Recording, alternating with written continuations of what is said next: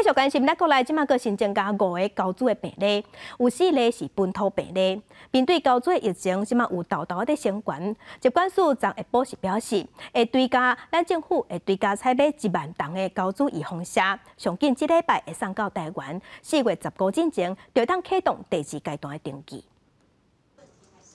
二北疾管署阁公布国内高祖新增5个案例，分别是湘北、高雄、高雄4例，另外1例是日本境外移入。到达累计有21例确诊者，而且新感染的案例参进前的感染者无关联，疫调愈来愈困难。 网络媒体上面对于这个猴痘个案的这个一些讨论，事实上都加深了我们可能在做疫调上面遭遇到的一些难题。那猴痘个案其实住院也会担心说自己因为讲的太多会有隐私曝光等等这些问题。 不过最近，才有因为高祖隔离的病人伫面册扣员工，怪甲根本挡袂掉。即期进前出院的病人上第7天，上长37天，到底爱关偌久？标准是啥？疾管署表示，即礼拜5会召开专家会议，讨论自主管理事项。目前的出院标准，也是看皮肤的病灶复原的程度决定。疾管署嘛宣布，4月15之前，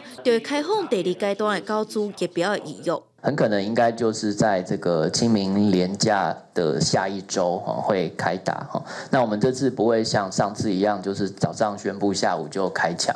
疾管署指出，追加采购的1万罐高祖疫苗，预计上紧拜4到会。另外，高祖第1阶段的疫苗，统计到27，已经有582人来注射。目前登记的拢有来自，估计疫苗已经无剩，刷落去注射的据点嘛由现行的8搭，拓展到40搭，各县市至少有1搭。记者调台北采访报道。